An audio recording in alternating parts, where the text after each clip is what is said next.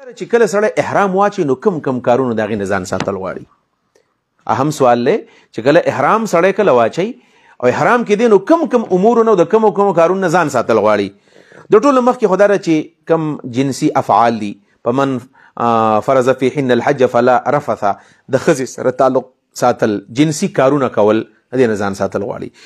دویم نمبر جنسي گفتگو کول، یعنی فحش گفتگو کول، د ښځې سره دا بحث کول یا د نور چا سره بحث کول، په ټلیفون باندې بحث کول، دا حرام دی، ناجایز دی، رفث نه به ځان ساتي. دویم نمبر جدال، فلا رفث ولا جدال ولا فسوق ولا جدال.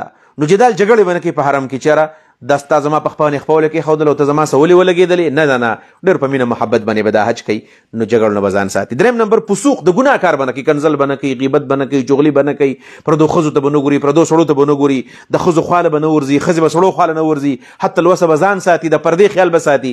نو دا ده چې دا به د نافرمانۍ نه به ځان ساتي. څلورم نمبر دا ده چې ښکار به نه کوي، د وچې ښکار به نه کوي، د وچې ښکار مرغۍ به نه ولي. او یوازې ښکار کول نه دي بلکې حدیث کې راځي چې ښکار به چاته ښیم نه، یعنی به طور مثال ښکاري روان دی وایي چې دلته مرغۍ نه وه دا ورته ښی، نو نه ښی به ورته نه، که ده ورته وښودله نو دا هم د په جنایت کې راغی، او که چا ښکار وکړو په ده باندې بیا قرآن کې راځي په ده باندې بیا د هغې جنایت دی. څلور. پنځم نمبر دا ده چې کومې کپړې هغه ګنډلې شوي دي، لکه دا ګنډلې شوي کپړې به نه اچوي، بلکې دوه څادرې به یو نه به لنګ اچوي او د بل نه به څادر جوړی. دا دوه څیزونه دي. او البته زنانو دپاره اجازه ته چې زنانه به دغه عامې جامې اغوندي، هر قسم جامې اغوستی شي، دومره ده چې سر به پټ ساتي خو مخ به پټ نه ساتي، مخ به کلاوي لري. خو که څوک وله چېرته مخامخ رال سړي داسې کولی شي چې مخامخ ځان سره ببوز یې ورسره یا داسې کپړه ورسره یا ورسره بل څه کاغذ ماغذ یې مخ پې پټ کړي.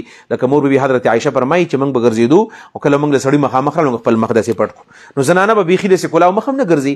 څنګه چې عام طور باندې دا کومې زنانه راځي پرواړو د هغوی نه چې دا سړي دي که ښځي، نو حرم داسې د عظمت ځای دی، لهذا زنانو نه دي پکار چې هغه په حرم کې دقسې کلاو ګرځي. او شپږم نمبر دا چې داسې کپړې به نه اچوي چې په هغې باندې سپری لګېدلی دی، خوشبوداره کپړې، یعنې په دې خپل دغه باندې په دې احرام باندې به سپری نه کوي، عطر به پرې نه لګوي. دا شپږم نمبر. اووم نمبر دا ده چې خپل سر او خپل مخ به نه پټوي. سړی به سر هم نه پټوي، مخ به هم نه پټوي، او دارنګې خپې به هم نه پټوي، دا خپې بلکې دا به کلاوي، داسې پیزار به اچوي چې دا ګیټۍ میټۍ به کې ښکاري. نو سر پټول، مخ پټول، ګیټۍ پټول دا به نه کوي. البته زنانو دپاره جایز دي چې مخ هم سر هم پټ کړي او دارنګې موزې موزې هم اچولی شي، پیزار هم پخپو کولی شي، او مخ به نه پټوي. دا مسله پکې ضروري چې دا موږ یاد وکړو.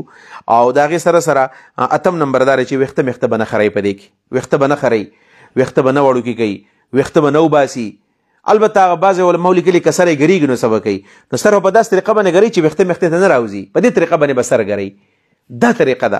او بالفرض که چا کې کله کله سفر اوږدي شي او په چا کې څه ګندګیانې سپږې مږې وشي، د هغې طریقه دا سر به وخوري خو بیا به د هغې نه دم به ورکوي، لکه څنګه چې کعب رضی الله عنه کعب ابن عجره صاحب نبي علیه السلام ته ویلو چې ستا دا ویښته که تا له تکلیف درکوي دا سپږې مږې نو ته وخوره، خیر د هغې کفاره بیا ورکړه، د هغې جنایت دی.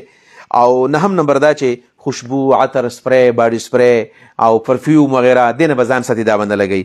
او نهم نمبر دا چې نوکان مکان به نه کټ کړي، نوکان هیڅ قسم نوک به د خپو د لاسو نوکان به نه کټ کړي، دې نه به ځان ساتي. او لسم نمبر دا چې عام طور باندې تیل میل دي، که دا مطلب لوشن موشن دی، ویښته غوړول دي وغیره، د تیلو میل نه به ځان ساتي. دا هغه کارونه دي چې دا په احرام کې ممنوع دي.